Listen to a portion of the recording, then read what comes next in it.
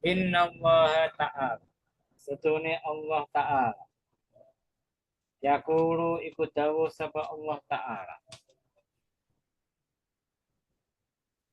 Ini setune ingsun. Lahummu. Ada yang membaca lahimmu, ada yang membaca lahummu. Yakti nejo sapa ingsun. Bi ahlil ardi kelawan penduduk bumi. Adaban ing siksa. Faida nardotu maka nalikane ningali sapa ingsun.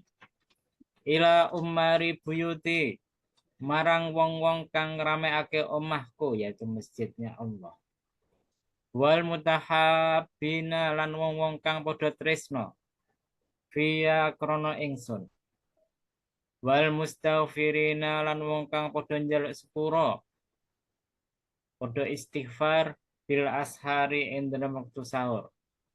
Saraftu mongko malingake sapa ingsun adabi ing siksaanku. Anhum saking penduduk bumi. Alil ard. Rawahu ngriwayatake hati sapa Al Baihaqi Usam Al Baihaqi an Anasin saking sahabat Anas.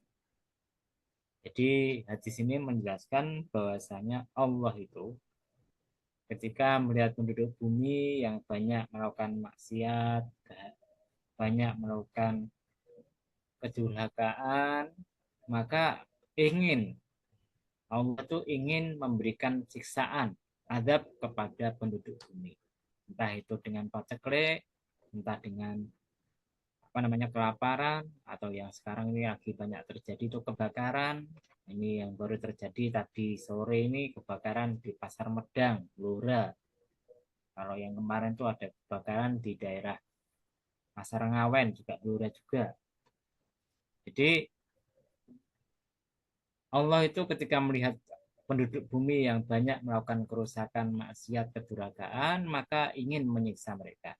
Tapi ketika melihat orang-orang yang sedang meramaikan masjid dengan sholat, dengan baca Quran, dengan zikir, dengan itikaf. Demikian pula ketika Allah melihat para orang-orang Islam yang saling cinta karena Allah, bukan karena dunia. Nah, jadi cinta karena Allah itu tidak mengharapkan apa-apa dari yang dicintai. Jadi, misalkan kita ngaji bukan karena ingin dapat nama baik, bukan ingin dapat kehormatan. Bukan, kita ngaji karena memang ingin mendalami ilmunya Allah, ilmunya apa agamanya Allah, dan salah satu cirinya itu bisa menerima kritik, kemudian saling mengingatkan kalau ada yang salah. Jadi kalau ada orang ngaji kok kemudian diingatkan tidak mau, dibetulkan tidak mau, tidak mau menerima kritik, itu berarti ada yang keliru dari ngajinya. Kalau habis ngaji kok merasa paling benar sendiri, paling soleh sendiri, ya itu ada yang tidak beres dengan pengajiannya. Paham ya? Orang habis ngaji itu harusnya sadar bahwasanya diri mereka itu tidaklah soleh, diri mereka itu banyak kekurangan. Jadi bisa introspeksi, memperbaiki diri. Itu yang benar semacam itu. Jadi kalau kita lihat orang-orang yang soleh itu tidak pernah merasa dirinya itu soleh, merasa dirinya banyak dosa. Bahkan ada cerita kalau dalam kitab yang itu loh, sarahnya Nadem Sohabul Iman, saya lupa namanya itu apa ya. Kitabnya itu kitab pendek. Diceritakan di suatu saat ada seorang ulama itu punya kios di pasar. Dia jualan di sana. Ternyata pasarnya kebakaran. Ketika terjadi kebakaran, ternyata kiosnya selamat. Maka ketika dikabari orang bahwasanya kiosnya selamat, dia bilang, Alhamdulillah. Kan wajar kan? Kiosnya selamat, barangnya selamat, Alhamdulillah. Sedangkan yang lain kebakaran. Setelah dia berpikir agak lama loh, dia merasa menyesal. Kenapa bilang Alhamdulillah sedangkan yang lainnya itu terbakar. Gara-gara itu dia itu istighfar pada Allah sampai 20 atau 30 tahun. Gara-gara dosa, bilang Alhamdulillah kiosnya tidak terbakar. Itu tak padahal. Padahal tidak keliru kan sebetulnya. Tapi dia merasa salah. Nah ini contoh ulama zaman dahulu semacam ini. Jadi kalau ada ulama kok tidak mau dibenarkan, tidak mau menerima kritik, atau bahkan pamer kekayaan, pamer beda motor, mobil dan lain sebagainya, wah itu perlu dijauhi ulama semacam itu, jangan didekati. Nah, itu. Kita teruskan.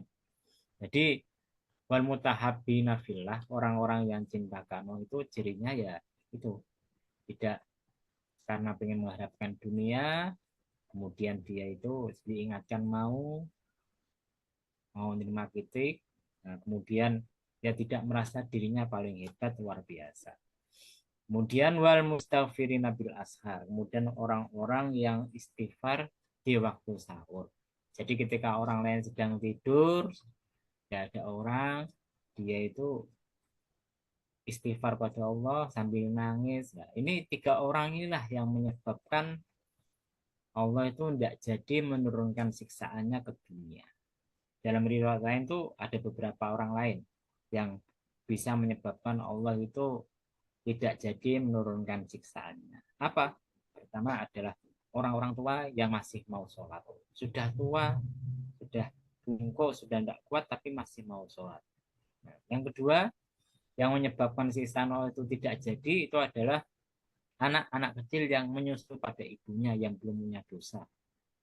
Kemudian yang ketiga, yaitu binatang-binatang yang sedang makan di rumputan. Nah, 3 perkara ini pun bisa menyebabkan Allah tidak jadi menurunkan siksaannya kepada manusia yang ada di dunia ini. Kita teruskan. Tapi kalau sudah terlanjur diturunkan, tidak peduli soleh atau tidak, ya semuanya terkena. Jadi karena itu hati-hati kalau kita bertempat tinggal di tempat orang-orang yang banyak maksiat, maka hati-hati kalau kemudian Anda terkena bencana, jangan salahkan Allah SWT. Karena itu dalam salah satu pepatah mengatakan dalam bahasa Arab ya, al jaru qoblat dar.